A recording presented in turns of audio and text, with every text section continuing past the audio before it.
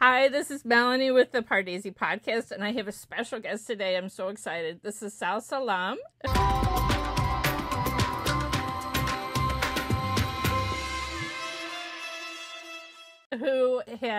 I've been following her on Twitter forever. Her Twitter handle is so funny. It's Sal and the Bad Pun, but she always changes what the name is. I'm like, wait, is that? Oh, there's Sal again. And she has been a writer for Bali Brit online, and you have a wonderful Tumblr, so tell everybody about that. Yeah, so I'm doing a Tumblr with a friend of mine, Zubi, who's Ruabza Girl on Twitter. It's called Bollychudiyan, BOLLYCHUDIYAN, .tumblr.com, and we're doing asks. We're sort of talking about Bollywood in general. She's sort of like an old Bollywood expert, and she has these really great analytical takes on things. So it's really fun working with her. So what happened was I was doing this Curious Cat that became really overwhelming because we had I got all these asks, and then Zubi got in touch with me and was like, do you want to do this in a more sort of methodical way where you can handle it? Maybe we can do this on Tumblr. So that's how that originated, but it's super fun. And if y'all have questions for us, send them in. Once again, it's Bollychudiyan, which is a play on bollychudiyan.tumblr.com. Well, I love you have such a depth of knowledge about Bollywood, and I heard you on Shah Shahid's podcast where you kind of schooled him on all the gossip that he did not know. Gossip is really not Shah's thing, but I was stunned that he had never watched an episode of Coffee with Karan. I'm like, what? I mean, it's for me, I just subscribed this year to Hotstar became available in the U.S. Partially, it's because they do have a deep library of movies of various languages, and I was able to find some things on Hotstar that I wasn't able to find other places with subtitles, but also because they have Coffee with Karan, and this is the first season ever that I've been able to watch it the same day as everyone else, and they've even provided subtitles, which is awesome because sometimes people go between Hindi and English back and forth, and so it's been wonderful for me to be able to catch all the jokes. But it's been an interesting season this year. They started where he had Deepika on, and he was talking. He kept hinting and trying to get her to say things about the wedding, and she just, that was like right before I think they released their invitation on the internet, which I thought was very interesting. And I had a question for you. Is it common for the bridal couple to invite, or is, like in America, it would be more often that it's the various parents are inviting you? So was it kind of uncommon for them to be like, this is our wedding and we're inviting, instead of it listing their parents? Yeah, it was uncommon, and it was one of those things that I remember commenting that I thought it was really refreshing and cool that they made it it's about their union, because traditionally in South Asian cultures, it is the parents, so and so invites you to the wedding of their daughter with the son Right. of people. And the fact that they announced it as their own thing and took control of the narrative in this very sort of explicit way right from the beginning, I think that really gave us a sense of, or like foreshadowed what the rest of the process was going to look like, where they really did fashion the narrative in a way that served their needs and their star personas and star images really, really well. And I was really impressed by that first move of they're seizing the narrative, and the fact that she was coy about it on Coffee with Karan, but it was the same day when they put that image out there on their respective social media. So again, it was very clear that they were going to do this their way, which I thought was really cool. So it was, to me, there was one joke on Twitter, someone saying it's 2030 and the Deepveer wedding celebrations are still going on, because it did seem like almost an entire month of wedding celebrations. So I sort of understand, I have an interfaith marriage, and I know it's hard to combine families and honor both traditions, but it was really interesting to me that they had these very, very private celebrations on Lake Como, where evidently you had to arrive by boat or something to the villa where they had this very private wedding. And then they had separate parties for all the various sides of the family, and then finally a huge celebration for all of the film celebrities in Mumbai. And it was like there was somebody saying, "Come on, Bollywood paparazzi, where are the pictures?" And like when the ceremony was happening, there was nothing, and then all of a sudden these gorgeous pictures came out that they put out. As you said, they kept control of that narrative, and they published their own pictures, and they were just so stunning. To me, what I loved about them, instead of being like a stiff family portrait like you often see for family weddings where everybody's lined up in a straight line, they were intimate, very close-up pictures of the couple, and just showing the joy in the various services, and you could just see the emotion on Ranveer's face, and I was just like, oh, it's so adorable. Yeah, I think it was really smart actually, because she wore Sabyasachi throughout, but then we weren't getting these full-length looks at her lehenga or her sari or any of that. It really was about them doing the rituals, them laughing together, them looking at each other, and like it really made it about them, which was really cool. Again, it was about Ranveer and Deepika. As opposed to the bridal look, those details, the Lake Como scenery and all of that. It wasn't about any of that. It really was about them as people, as a couple, and then in a more, in terms of, to make it a little bit more strategic, about them as stars. Like all the stuff, the Lake Como, the clothes, all of that was in service of them, as opposed to them kind of shilling or repping those things, or sort of like advertising those things. So right. It was really, really well done. It was fascinating to me. So she is from South India. And so can you tell me a little bit about, they wore different kinds of outfits for 2 different wedding services. And what were the differences between those wedding services that they did for Ranveer's family and for Deepika's family? So Ranveer's family is Sindhi, and Deepika's family is from Karnataka, I believe. They're from Bangalore. So they had both, like they had like a Konkani ceremony, and then they had I think they had a Sindhi ceremony, but it was also like an Anand Karaj. So you had the more North Indian ceremony and then the South Indian ceremony. And I think that was also really cool for people to see, because I think a lot of people, even people who are in the South Asian diaspora outside of India, think of Indian culture as sort of a monolith. Right. So it was nice for see that even within Desi culture, there's so many variations. So with the South Indian ceremony, she wore a sari, which her mother got for her from a store in Bangalore. So that became its own kind of controversy, where Sabyasachi hadn't originally credited the store from which she'd bought the sari, Angadi Galleria.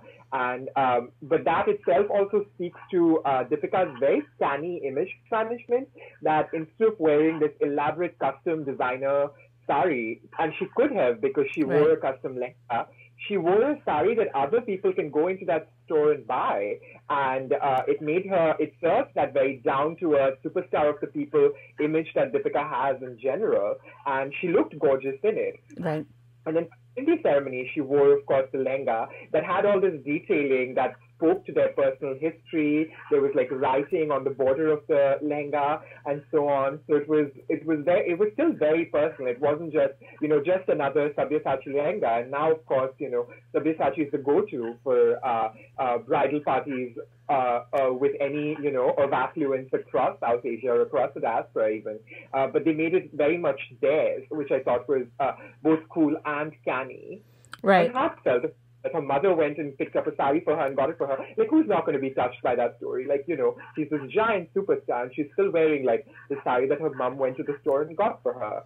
Right. And I love that part of the story, too, because obviously they are superstars. They are sort of the Brangelina of Bollywood right now.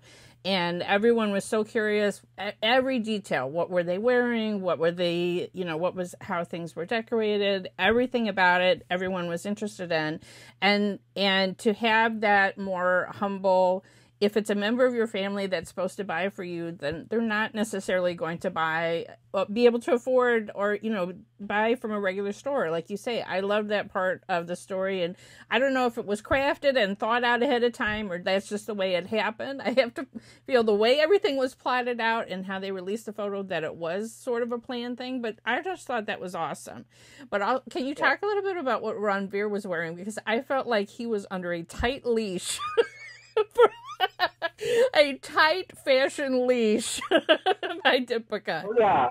Oh, absolutely. So he wore a white kurta for the Konkani ceremony, which was very simple because I think oftentimes South Indian ceremonies are a little less flashy than a lot of North Indian, especially Punjabi ceremonies can be.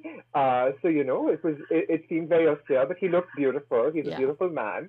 And he really I think he sort of pulled it together because, he's been in his Simmba look, but then he sort of pulled it together for the wedding and he looks really lovely. And then for the Sindhi ceremony, he wore, the sherwani, which is more elaborate. But then the pictures of him came out from the Mehndi where he was wearing like an angrakha with with a little bit of a swirl to it with that androgynous flair that he loves in his clothes. So, he got it in there. And then, even for the party that his sister through him, he wore this outrageous sort of outfit that was glow in the dark, and it was Manish Arora, who's kind of like an avant-garde designer, did that one, and he talked about it at the event where he said he convinced Deepika to wear the outfit she was wearing, because he likes that it was a Frida Kahlo on acid look for her. So I thought that was hysterical, because we all know Deepika often makes jokes about his fashion sense, and it's sort of a byword at this point. Some people think it's fantastic that he's broadened menswear. Some people think it's a little ridiculous, but in an endearing sort of way. But in general, it's sort of like one of those things that people expect outrageous fashion from Ranveer. But again, I think the fact that, they were very unified at every event. It was it was very a package deal. You were getting them as a duo. It wasn't about one person. From the color coordination to, the story in terms of the embroidery, in terms of the silhouette, we were getting very much a story. But he still managed to pack that flair in. He didn't wear Sabyasachi for all the events. He wore Rohit Bal for the Delhi reception. He wore Manish Arora. So he covered his fashion bases, which I was hoping he would. While Deepika, who's a Sabyasachi girl, even otherwise, she wears a lot of Sabya, even to her regular red carpet events. She stuck to Sabyasachi for almost all the events except the Bollywood reception, for which she wore custom Zuhair Murad, which I thought was really cool. That it was kind of a flex where she was like, I'm going to get this made for me. This is not going to be a piece that anyone else owns. Right. So I thought that was cool. That Bollywood party dress, that red dress, stunning. And I loved that it frequently a Western wedding dress. I mean, that was just a big, amazing party red dress. But typically, either the train can be pinned up or it can be completely removed in a Western bridal dress, so that you then can be comfortable and party. And I love that her dress converted to cocktail length. And then she was wearing tennis shoes to dance, and I absolutely loved that touch. It was just like, I'm going to party all night, and I'm going to be comfortable in these tennis shoes, and I'm going to have, have the dramatic photograph with. To tell you, the one thing that disappointed me a little bit about the Mumbai reception was that it was like black tie, and so all the men were wearing tuxedos, except for Hrithik Roshan. What the hell? Jeans! Are you kidding me? Yeah, I always say, I think Hrithik's a gorgeous person. I know he's had a hard couple of years recently, but I always say that he dresses like a magician at Vegas. Like, that's his look. Or he's perpetually stuck on a yacht at Cannes in 2007. Like, I feel like that's his aesthetic. And he stuck to it, you know? So it was funny because everyone else was so well dressed because it was the reception of the year. Yeah. Like, people turned it out. And Hrithik being Hrithik didn't. There was a couple of other people that wore jeans, but I mean, I was so hit. Like Vicky Kaushal looked gorgeous. I mean, it was nice to see certain people in a tuxedo, and of course, Shah Rukh Khan, my favorite, had even white tie tux. So not that I don't mind seeing men in a tux, but I guess I was sort of hoping just to see an amazing rainbow of colors from everyone's, formal Indian wear, and it was more of a Western style party. Some of the women did wear beautiful saris, but some wore, more Western type, like you would see on a red carpet at awards, kind of that level of dress, or like at the Met Gala or something like that. So it was interesting that it had more of a Western flair. Yeah, I think it's because they'd had so many of the Desi events by then. So they'd had a reception in Delhi. They'd had both the wedding ceremonies in Como. They'd had pre-wedding ceremonies in India as well. So for that event, I think they wanted to differentiate it and have it be more Western style. I think also because then Deepika's choice of dress would feel more in line with the event itself, because she clearly wanted to wear that dress. It was incredible. And I love the fact that, like the skirt, like it was detachable. She put those shoes off. And I also my favorite Deepika is like that athletic Deepika, when she's just leaning into that side of her. You're reminded that she used to be a badminton player, and, she's this incredibly athletic person, and to be reminded of that, like to see those great legs out there, and she's having fun and she's being kind of a dork. I love that side of her, as opposed to seeing her more buttoned up and, sort of put together and more in the sort of mold of a typical female Bollywood star. Like, I enjoy remembering that she comes from this cool background, where she comes from a background. So that actually reminded me of that. And she looked stunning. I think most of the guests looked stunning. Katrina Kaif looked gorgeous, I thought. She was one of the sari wearers, one of the rare sari wearers, and she looked great. And I think a lot of people were wondering if she'd show up, and she did. And it was kind of a cool moment to see her there. It was a cool moment. Yeah, I mean, I remember Karan was asking her when she was on the show and trying to hint, was she going to come? And he was just kind of trying to get her to say something outrageous. And I actually gained a lot of new respect for Katrina, the way that she was just like, things happen, and then you have to separate some equations from others, and I get along with these people, I'd be fine working with them. And I love that she came to the wedding, and I just, like I said, she seems like a very mature person who can just move on from certain things and go on with her life and be pleasant to people. So yeah, she was absolutely stunning.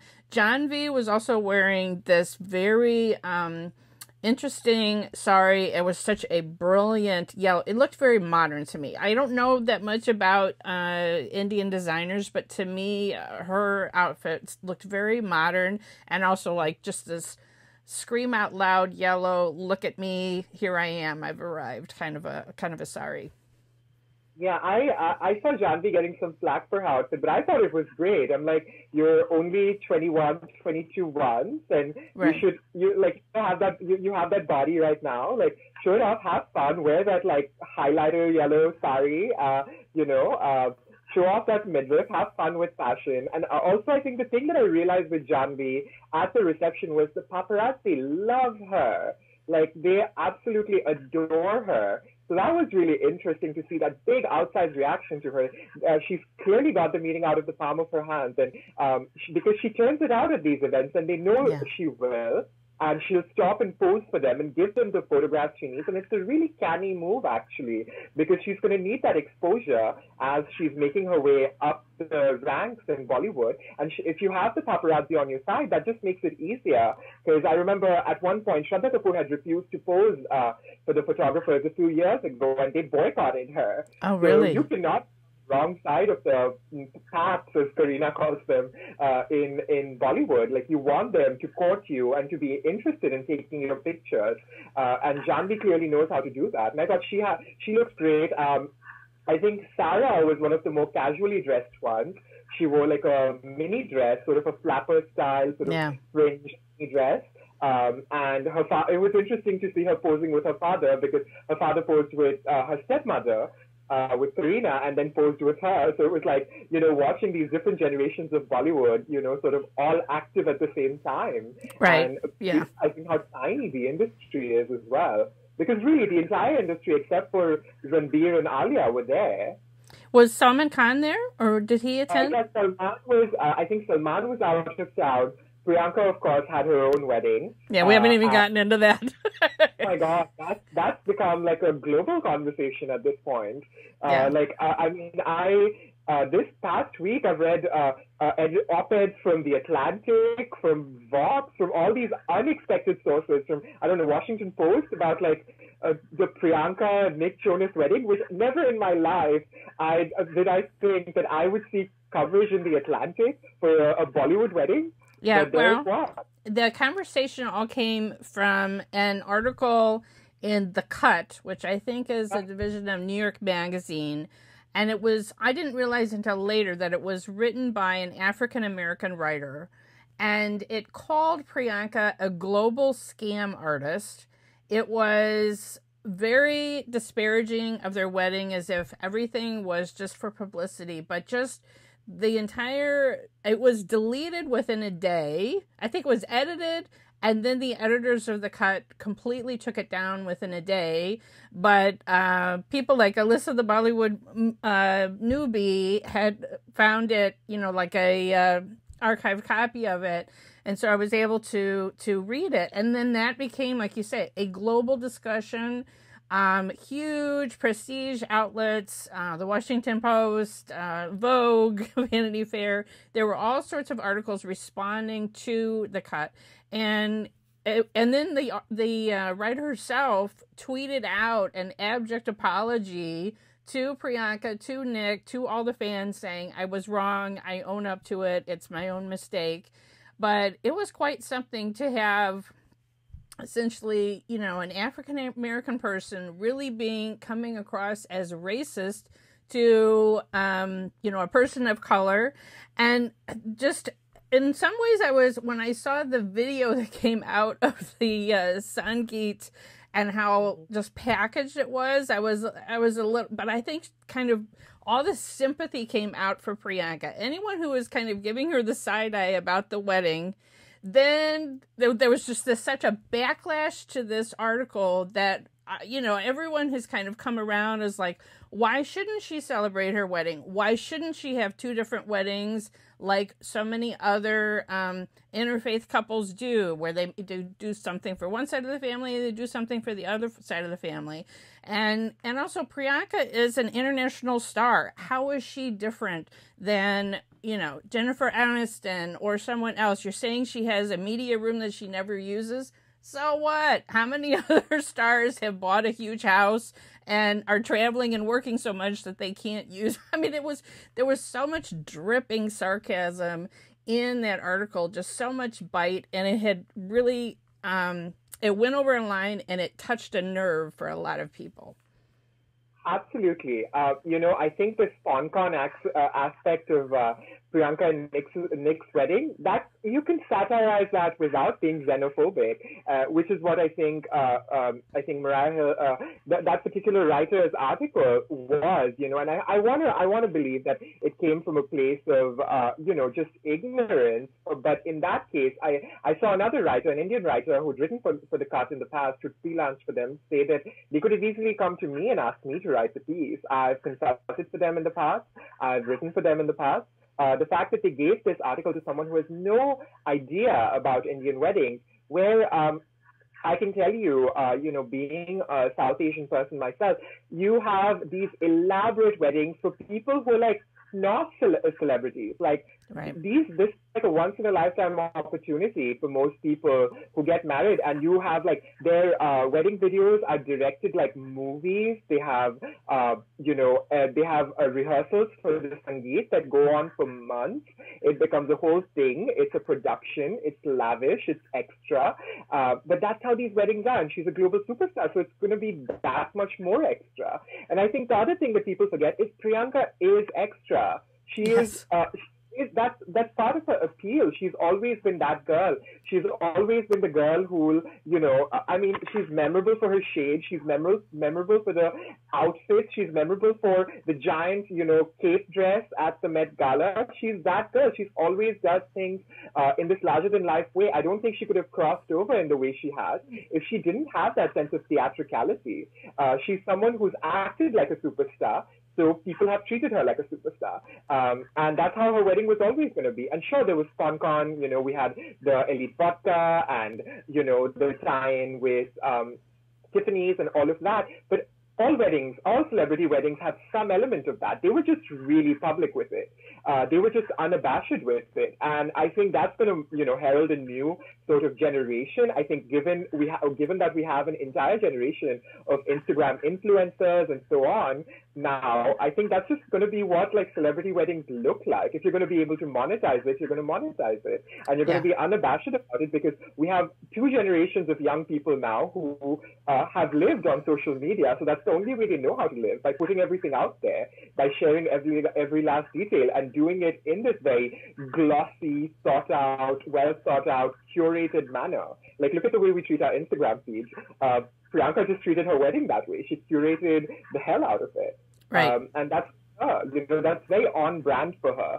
So I'm surprised that article existed, especially because The Cut has given her good coverage before. And the writer herself usually does Keeping Up with the Kardashians recap. So I'm like, if you're a Kardashians fan, this should not be in bad taste to you at all.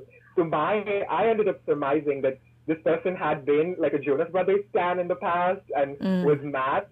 He was marrying this foreign woman. And that was the other thing. It just dripped with so much like weird kind of ageism as well, that she was 10 years older, that she was entrapping him. But does Priyanka need Nick Jonas? Like, Priyanka Chopra, her career is happening. She's on those casting lists. The movies are going to happen, I don't think she needs, if she had to like get into a showmance, I think she could do bigger and better. I agree with that 100%.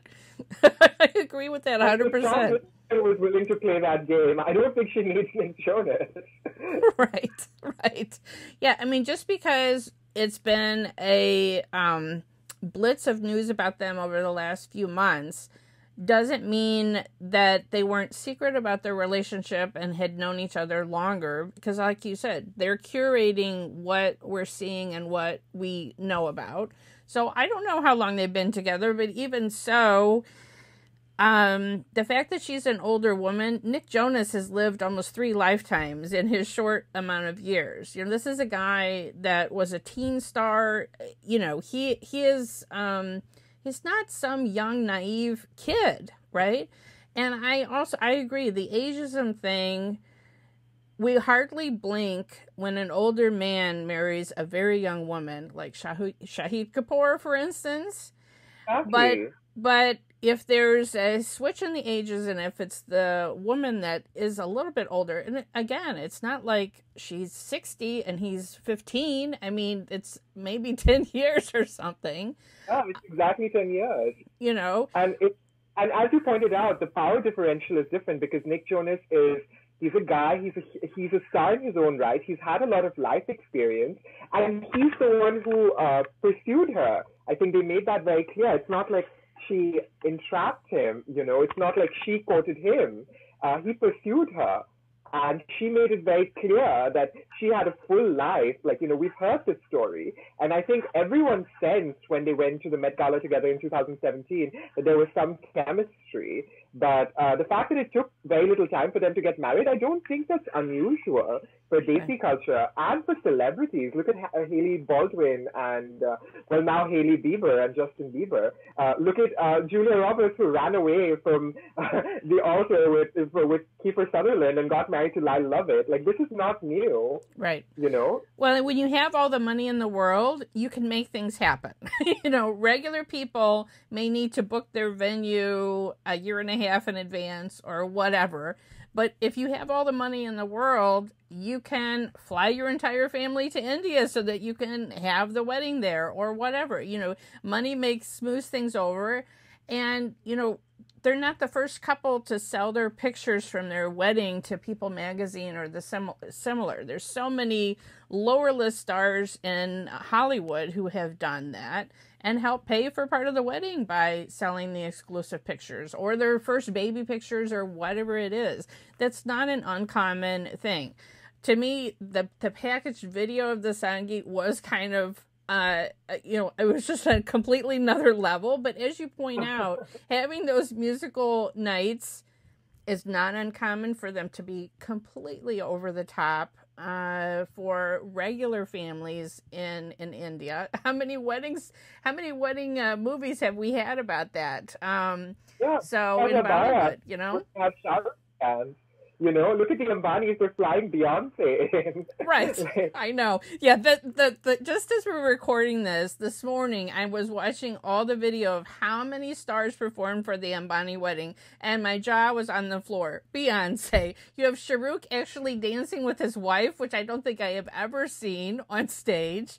You have Salman Khan just there to be kind of a backup dancer. If you can afford Salman Khan. Like, what? It's craziness. Absolute insanity. How many stars?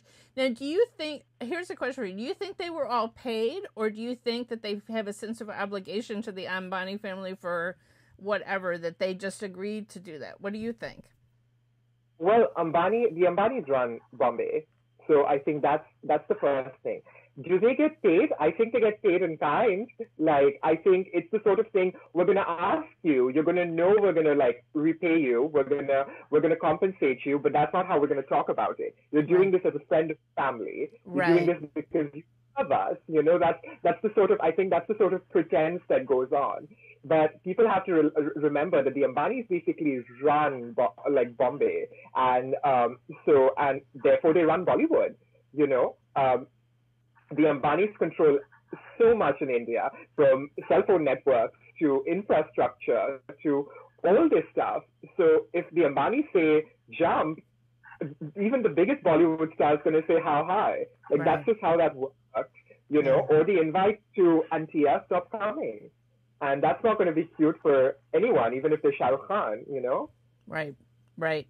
Yeah, it was just fascinating to me. But the weekend of the Mumbai reception for Deepveer and then that Priyanka's wedding was the exact same weekend it was really something, because I didn't really see, besides Priyanka's own cousin, I didn't see any stars. Maybe I'm wrong and I missed one, but it just seemed like everybody was at Deepika and Ranveer's reception and no one was at Priyanka's wedding festivities. Am I right? Or, it was just like anybody that was anyone, you had Ranveer dancing and singing with Amitabh at his reception. You had selfies with Jaya Bachchan. You had, Rekha was there. Like, everybody was there. And Shah Rukh was, dancing the Chaya Chaya song with Ranveer and whatever. Like, it was quite a collection of everyone in one room. And it was just amazing to see the little cell phone videos coming out of the reception. Yeah, I think it's important to remember that it also was the Bollywood reception. And when Nick and Priyanka do have theirs, people are probably going to show up. I think one of the interesting things was that Salman's sister was Priyanka's bridesmaid. Oh, I didn't know that. Arpita was one of the bridesmaids, I think, and that jumped out at me. But yeah, I think the only person who's had actual Bollywood celebrities, like all the big ones, at her actual wedding was Sonam, because she's a Bollywood kid. So those are her friends. So, you had Rani and Karina and all those people at her actual wedding, and Ranveer, because those are the family friends. Those are her people. So with Priyanka and Ranveer and Deepika, since they're not in the industry, their actual wedding didn't have as many like Bollywood insiders. While for Sonam, or even Anushka, but for Sonam, her actual wedding, like the wedding at the Gurudwara and then at her house, you had pictures of like Ranveer rapping, like right after the ceremony. You had pictures of Rani fixing her jewelry and so on. And then you had the entire industry show up at night for her reception as well.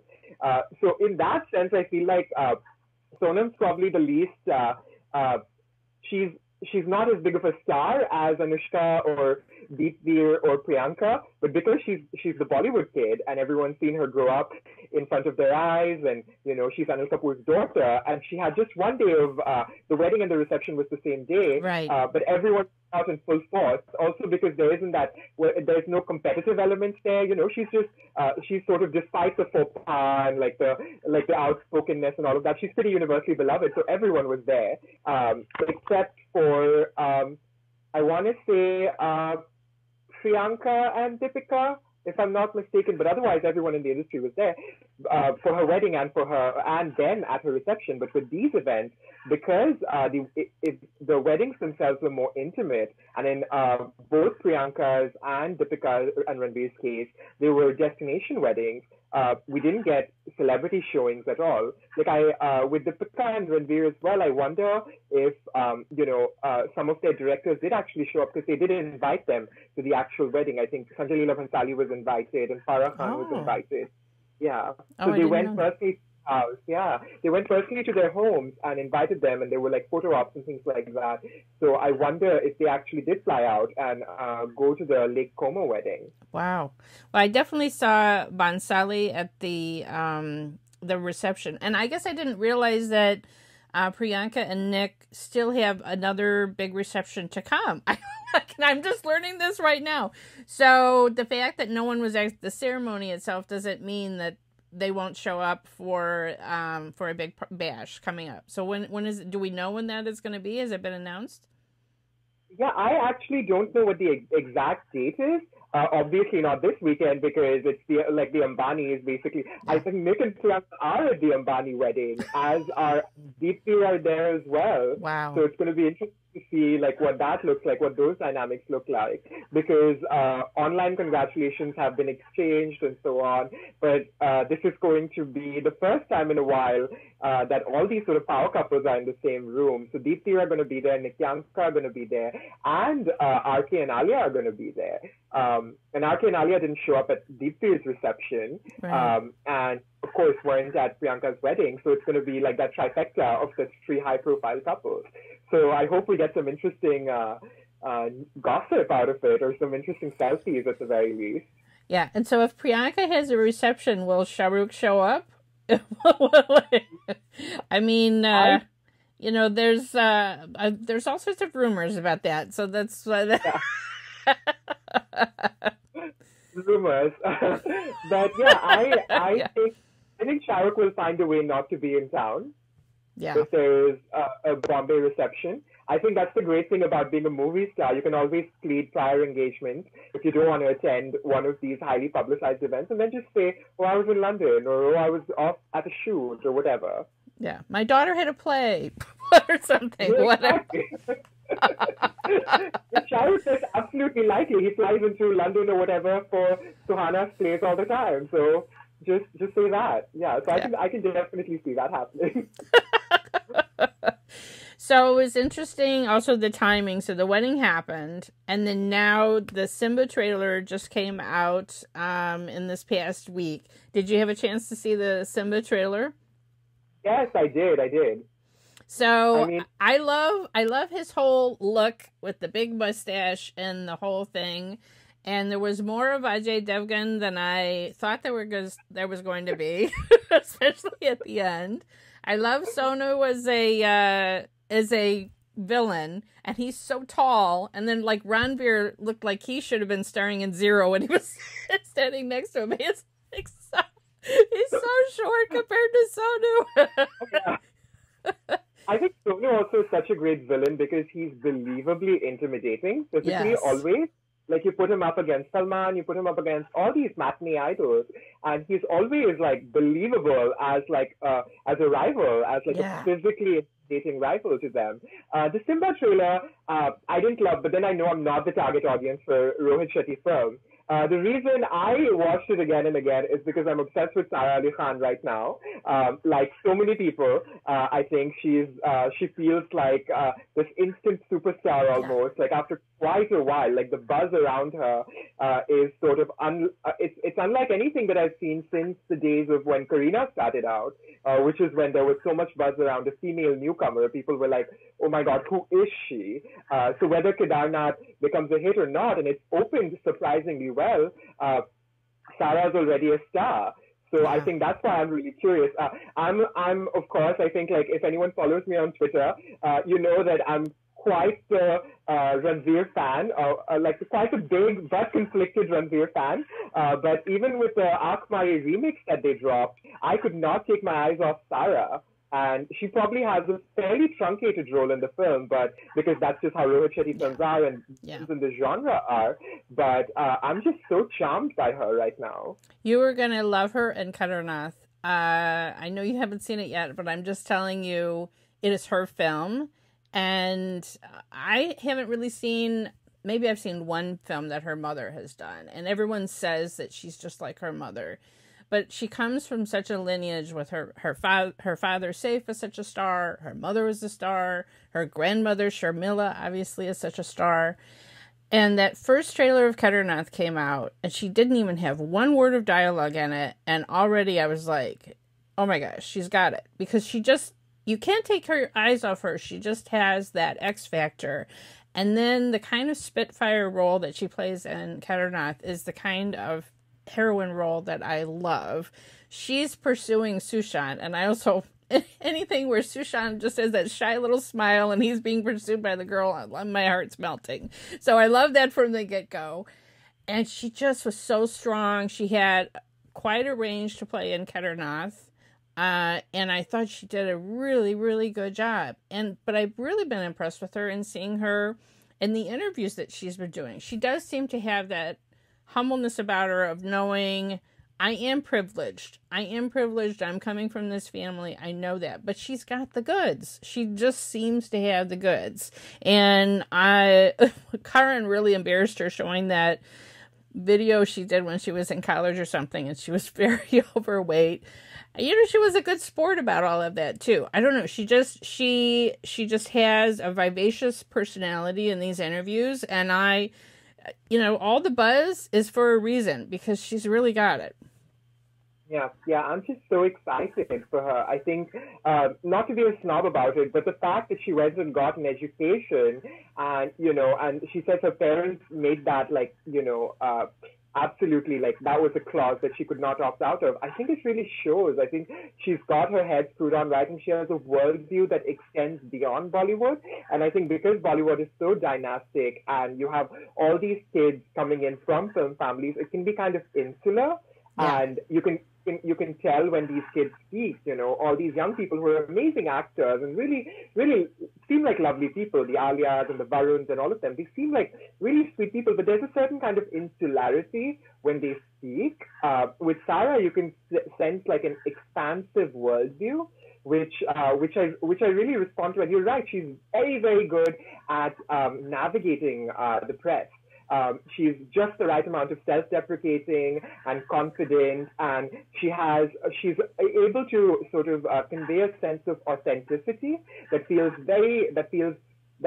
lived and charming and good. And I think that translates in, whatever I've seen of her, like in the Kedarnath promos, in the Simmba promos, she feels like a breath of fresh air. She doesn't feel, hyper-curated, hyper-managed, There's something that feels very grounded about her, which is great.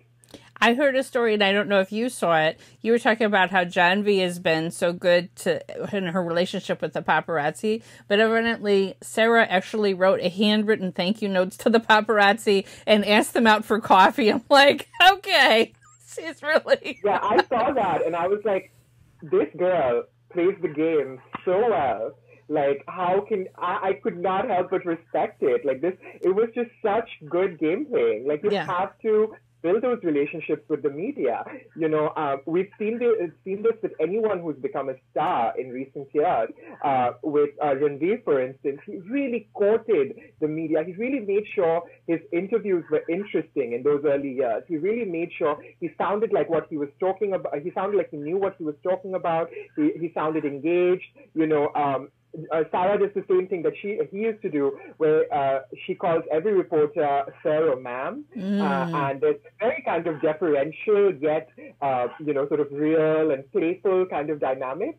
And I think it's really going to work in her favor. And it's interesting seeing that she's Amrita and Seth's daughter, and both of them are fairly standoffish with the media and have had run-ins with the media.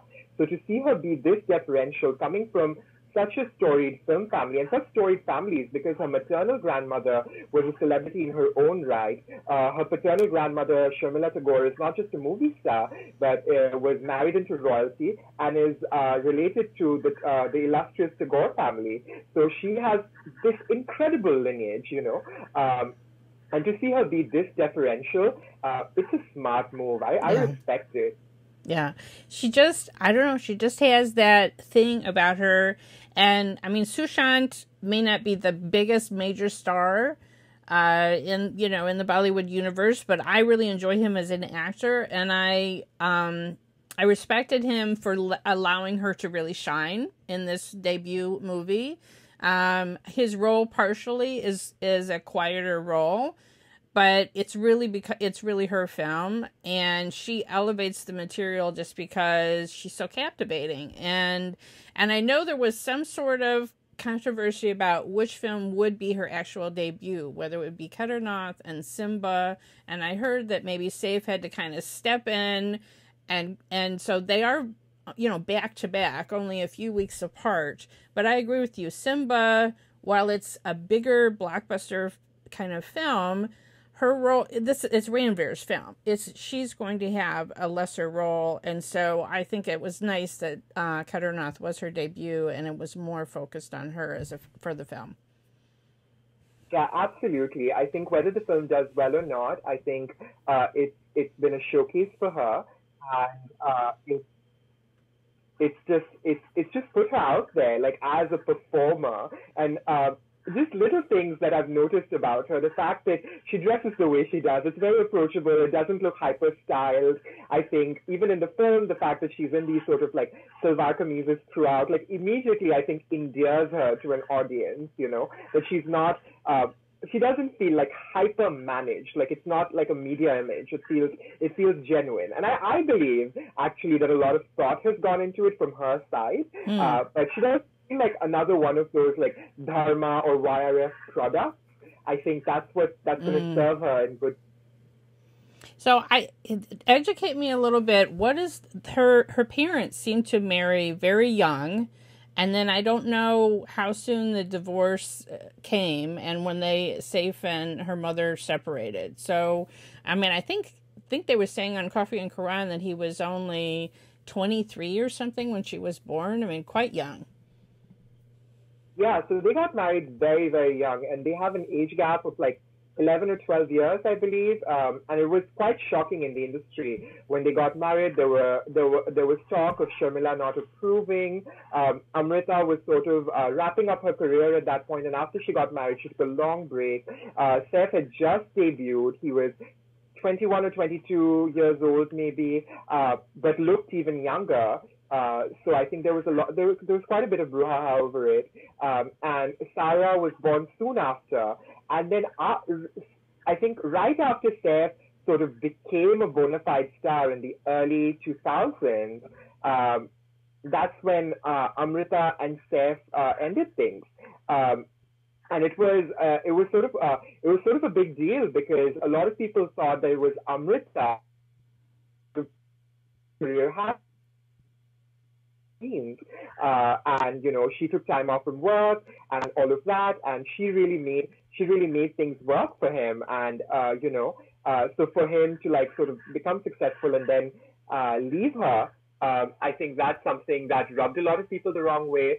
And then, of course, he went on to date this woman called Rosa Catalano for a couple of years, and then started dating Karina very publicly in 2007, and Sefina happened. So Sarah was probably maybe 10 or 11 or younger when Amrita and Seth parted ways. And I assume she probably lived with her mother, because it seemed like she had sort of an interesting, more of a friend's relationship with her father, at least as an adult, which, I mean, is healthy. She's, she's a young adult, but I don't know, it just had a little bit of a different kind of a vibe. And I said, oh, I bet she probably really didn't live with him full time. And, now he has this new wife and a brand new baby, but, it was an interesting show, just seeing the way they, on Coffee and Quran, the way they interacted with each other. Yeah, absolutely. I think that, it was very telling, their dynamic. I think Seth seemed hesitant to be seen as like the dad. I think he wants to be seen as the leading man even now. And with his daughter, making her debut as a full-fledged, leading lady, but also like as an instant star, that's going to call that into question a little bit for him. She was completely raised by her mom. She mentioned that she was dressed by her mom for Steph and Karina's wedding. She's always with her mom. I think until very recently, you didn't see her in public with Steph. Now we do, because she's in the film industry. But it was always with her mom that you'd see her going around to parties. They'd be wearing Abu Jani Sandeep Khosla together. She did the Hello and the OK cover a few years back when she was still a teenager. I think Steph definitely... I think Amrita was definitely always the primary parent for Sarah, and I think Sarah has made that pretty clear. Well, we say that she's the biggest superstar, but obviously Tamur is the biggest star in the entire family. I love that on Coffee with Quran, they showed that in South India there's little dolls that they sell. Little Tamur dolls. He is quite the paparazzi sensation. Yeah, and he discussed his rates and everything, like how much his pictures go for. And they had Sarah hold that doll on one of those reality shows where she went on to promote Kedarnath. And she was such a good sport about it. Someone asked her about it afterwards. Anupama Chopra did. And she was like, what was I going to do? Say no? I wasn't going to be rude. It's so funny. Anyway, I have absolutely loved having you on the podcast, and I hope that you will be a regular, because it was so fun. And when I thought about, I want to do an episode talking about the weddings, there was no consideration at all. I have to have Sal on to talk about it, because I love all your snarky comments on Twitter. But you also educate me, because, if you didn't grow up knowing all this Bollywood gossip, there's just this undercurrent, just everyone assumes that you know certain things. Like, we were joking about Priyanka and Shahrukh, until I finally saw a picture of her tucking her pinky finger in his jeans pocket, I'm like, okay. But, there's just all sorts of background gossip and stories that, if you don't know why doesn't Aishwarya do a picture with Salman Khan? There's a reason. Exactly.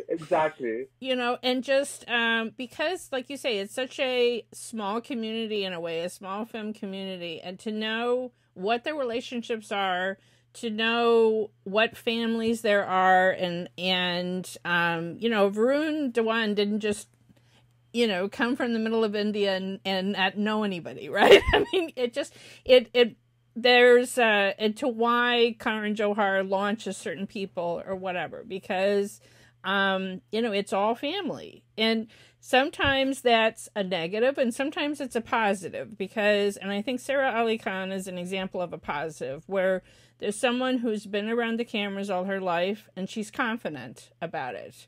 And she also, if you grew up talking about the movies and the industry at the family table every day of your life, you can't help but pick up certain things that an outsider doesn't, just can't know. Because if films were being discussed in your living room as you walked by or whatever, you just pick up things that otherwise you wouldn't. But then there's negatives too. I mean, someone as talented as Rajkumar Rao, who is an outsider, I mean, there should also, I wish there was, there should be a balance, and sometimes star kids are given chance after chance and they don't deserve it, but I think if we've shown Sarah Ali Khan is someone that deserved this chance, and she's rising to the occasion, and that's wonderful to see. Because, like you say, it's nice to see. There's so much focus on the men in the industry, and it's nice to see a new rising young female star come out and really make waves. So I'm enjoying that.